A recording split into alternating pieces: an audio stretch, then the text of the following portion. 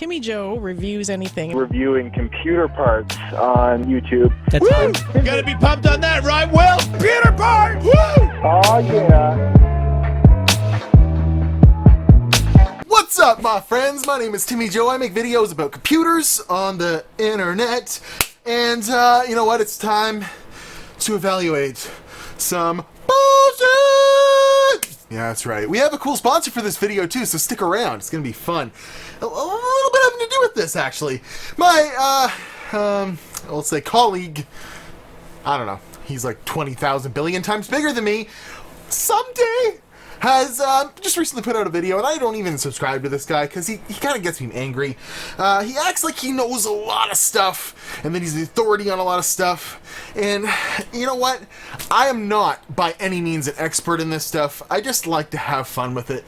But he does these explanation videos where he goes into a lot of detail, and the things he says kind of makes me laugh. Now, that all aside, you can like Jay if you like, whatever. This is actually an interesting video coming from him. He is saying that basically the Noctua NH-D15 air cooler is better than water cooling, or at least as good. And in most cases is better because there's no loop to whatever, there's no this and that and the other thing. And he's testing on an open test bench. He's testing without really getting to the extremes of an overclock. He's also testing, you know, just kind of with variables that aren't, you know, being controlled. Now, I am not going to profess that all my variables are controlled. However, I have been running the FPU stress test in 9064 on my Ryzen 2700X, and it is overclocked to 4.2 gigahertz at 1.41 volts. Okay, and it took me on this cooler, set up very, very properly with the both fans, and it's got a well-ventilated case. In fact, to get it to this particular situation, I had to increase the fan speed on the included fans on this FSP case by moving the Molex, because they're Molex fans, and I just don't usually hook them up to the motherboard, because actually on this one you can't even, they're like a proprietary thing. But I moved the power from the 5 volt to the 12 volt. Which increased the fan speed probably a little more than double. So there's a pretty good amount of airflow going through here. I had it set before like that, and I couldn't get the FPU to stay running. It's actually about to hit TJ Maxx! It's not a retailer, it's a freaking CPU! Well, anyways, it's about to hit, you know, it gets up near 100 degrees. So I have reached the maximum. I've found the maximum in a case, at least this case, with, you know, 4, you know, included case fans, which how good could those be? With, you know, one of those tempered glass fronts that can't be the greatest for cooling on the front. I found the max that this situation can go in a case. So we're not rocking a test bench, open air, and this is going to give a little bit better idea, I think, on what it takes to kind of compare these two things. Because an air cooler is very good, and it's very good for like 90% of people, because especially this humongous one, but there are several on the market. I have lots of them up here. I mean, the AMD even includes a pretty decent one in the, well, a fairly decent one in the box, but, you know, there's tower coolers like this. You know, depending on how much money you want to spend, keep in mind, this is like $100. It's like $90, you know. You're going to spend a lot of money to, you know, get the best air cooler performance. Most people are going to buy something like this, and a custom water loop is going to definitely be better than this. And there is an argument to be made that even an AIO is not the best idea in go with an air cooler. But once you start cramming a bunch of stuff in a case, and you have an AIO, and its access to air is the front panel where it's getting the cold air from outside, I think most of the time in a case, that is always the better situation, unless you really plan out your airflow in your case really, really well. Like, it's pretty easy to just stick a rad in the front of this thing. It's going to get some pretty decent airflow from, this case actually has a lot of ventilation in the front, and there's a big gap in there. Or you could pick a case that has just like a front mesh or whatever, and put the AIO up there, and it's going to perform better every single time, in my opinion. But that's what we're going to find out here today. Actually, we're not even going to test AIOs. I have a treat especial Just if we're looking at this, I've been running this for what, 6 minutes and 40 seconds. We see it gets pretty dang toasty, and I don't even like when Ryzen gets over like 70 degrees. But things have changed with this new generation of Ryzen, where you know I'm seeing almost 90 degrees, 87 degrees, but it has hit 100 at one point. And what I'm here to prove today is that a custom water loop will probably bring these temperatures down 15-20 degrees. A minimum in the right situation in a case. Now, I might be wrong. I haven't tested this all the way through yet. But in Jay fashion, let's just do an experiment and we'll film it along the way, and then we'll make some really scientific conclusions, you know, based on whatever and what have you at the end. Anyways, so, 1 second. An old beau of Jay has contacted me for a sponsorship. FrozenCPU.com has contacted me for a sponsorship. No, they're not gone, and if you Google them, one of Jay's videos pops up saying that they're dead. They used to send Jay all his water cooling gear, and I guess they've been through some growing troubles and stuff like that, and some management changes. But they contacted me to see if I wanted to, you know, do a little video on one of their kits. This is like a $220 kit. Add $10 each for the fluid, that allows you to put a custom loop in your system that's going to perform really, really nicely, hopefully. And it comes with everything, I'm pretty sure everything you need, fittings and everything. So we'll open this up, we're going to install it on the computer, now that we have a baseline for the best situation for the air cooler, and then we'll get to see, you know, really what these results mean, because I think Jay's just kind of makes these videos all in one shot and doesn't do a lot of research. And I'd like to maybe do a little bit more of that research for him, and we'll come to some conclusions and promote Frozen CPU at the same time, and they actually get a little bonus at the end if you stick around. I'm going to give you a code, or it'll probably just be in the description, so you can just go check that out there, on how you can get some money off a purchase at FrozenCPU.com. And if you like this, which is bordering on expensive AIO territory, and you feel like getting freaky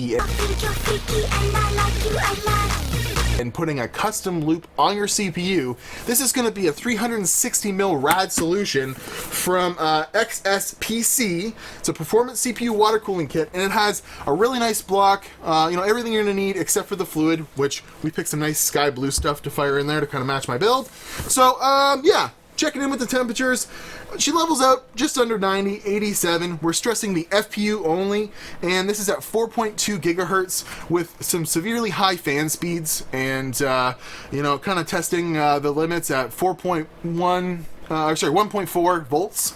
And we're gonna keep this exact same overclock, fire this all in there, and then see if we can go beyond what this allowed for. And yeah, we'll have some fun. So we'll check it out. Be right back, mother truckers! Woo!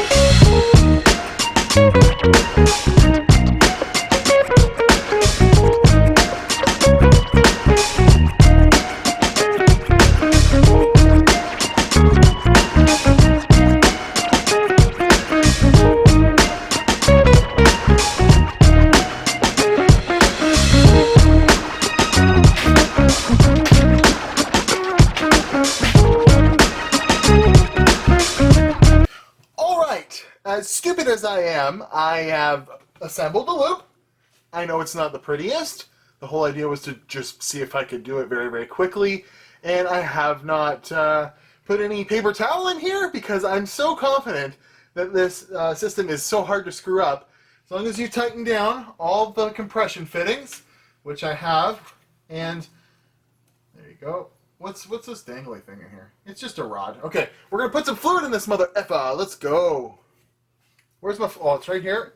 We're going to put a little funnel dealy in there. Oh, man, I'm so fucking dumb. Oh, it's working. Okay, it's working.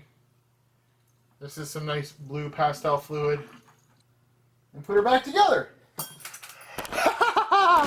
That looks super cool.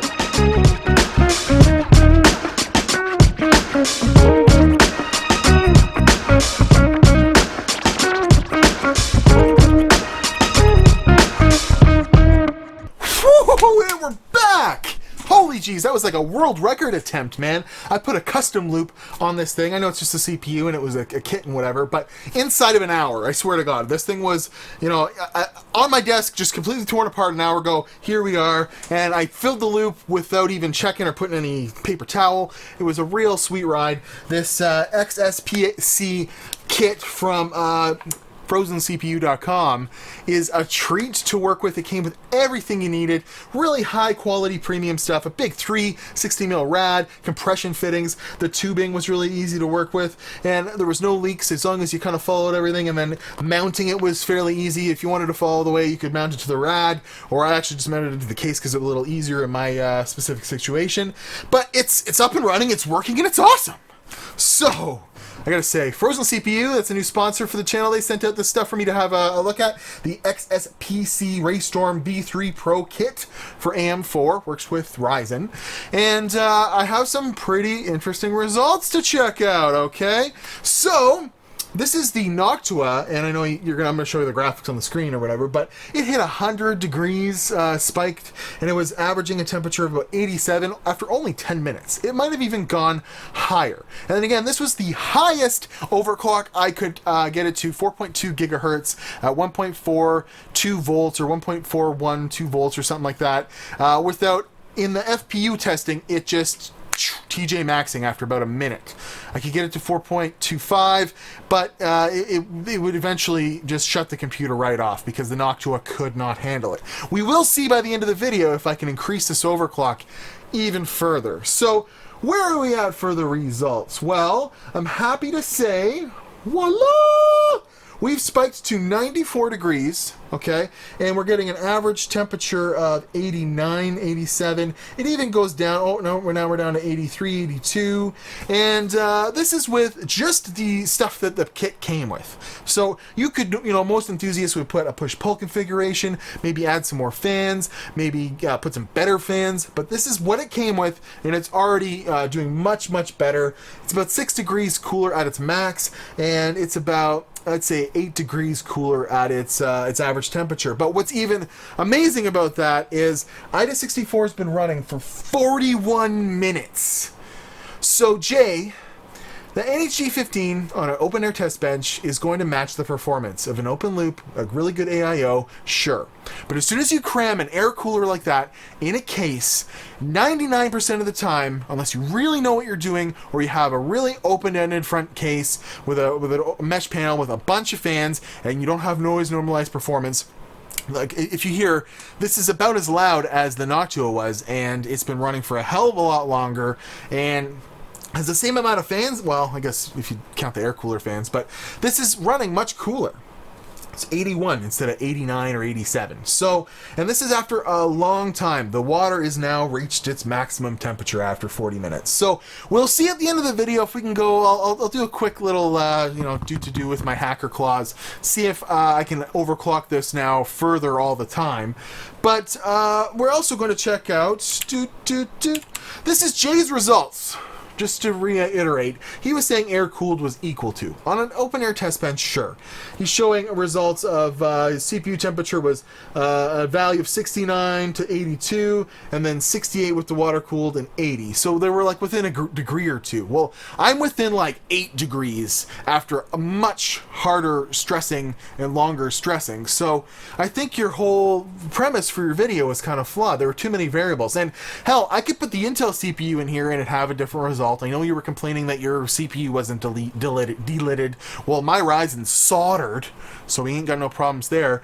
But, you know, every case is going to be different. Every water cooling kit's going to be different. And, you know, your thermal paste application might be different. There's a lot of variables there. But ultimately, if you're wanting a hardcore overclock, water cooling is going to be your way, and it's not even that expensive. Like, seriously, it's not bad at all. So let's check out what the pricing for this is. Boop. The Noctua NH-D15 is anywhere from $80 to $90, depending on if it's the AM4 kit or not. It can get more expensive with Chromax stuff and whatever, but typically you're paying $90 for a pretty solid cooler. And I'm a big advocate for Noctua, so don't get me wrong. This wasn't the point to show that Noctua was wrong. That cooler is amazing for what it is, but a custom loop is definitely gonna be better if you're going for hardcore overclocking. So this is the kit I'm using right now on FrozenCPU.com, and it's $269.99. That's not bad at all. Now it doesn't include fluid, but it does include pretty much anything else you would need. So compression fittings, the really good, nice big reservoir, big 360mm, and the kits get smaller. If you have a smaller application or you don't need a 360mm rad, you can get a smaller kit for less money. So let's compare that to, and there's the fluid, it's $10. The CFX fluid, I got sky blue, I think it looks really smart. But there's some AIOs that are, getting up there near $200. In fact, this NZXT one is, so that's considered one of the best ones. Or, you get into the Cooler Master one, $160. So for roughly double the price, are you, going to get that full-on benefit? I'm going to say that these will land between the Noctua and this kit. Now, the best thing with this is if you do want a little bit more cooling, or you want to include your GPU, you can always add to the loop. In this particular situation, I might even be able to get, another 5 degrees knocked off if I optimize the fans or put better fans in there. So, it's a no-brainer if you want to get into some some PC enthusiasm stuff that, you can actually get away with getting this cool kit, getting some stuff done, and it's gonna, be pretty good for you. So I encourage you guys to check out FrozenCPU.com. Okay, that's a website that's been around for a long, long time. In fact, they used to supply Jay with a lot of free stuff.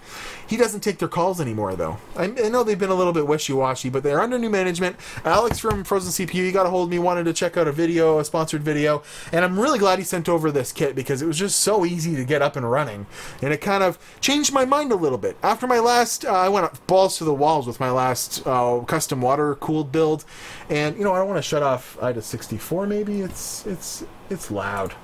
We will be checking out a little bit different overclock situation in just a second, but our temperatures were 94 max, so a whole 6 degrees lower than the Noctua. So there's definitely some headroom there. We're gonna explore that in just a second. But give me 2 seconds. I'm gonna snap my fingers and I will come up with the maximum overclock.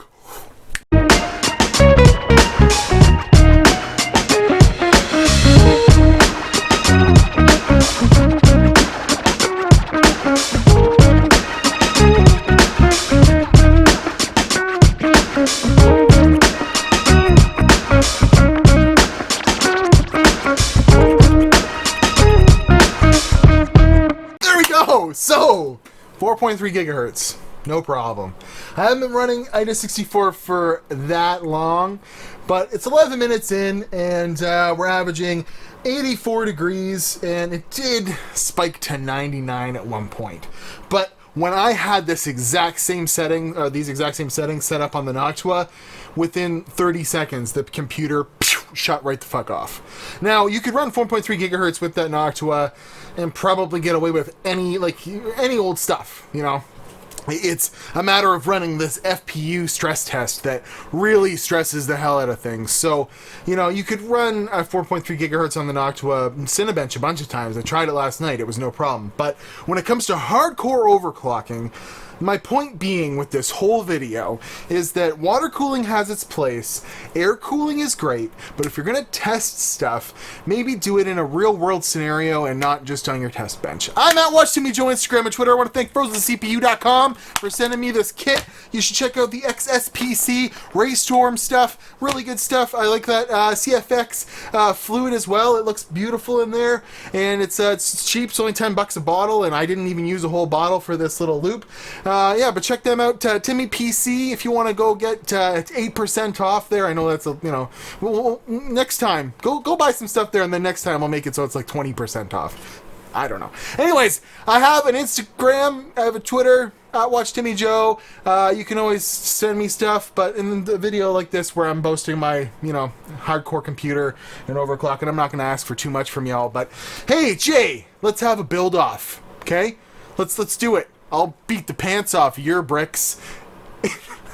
Sorry, I know he's been on my YouTube for PCs way longer than me, but I swear to God, guys, I have a computer systems technology diploma. I know what I'm talking about, and when he starts talking about stuff, it kind of... Anyways, I'll see you guys in another video. Thanks very much. This little loop's pretty fun.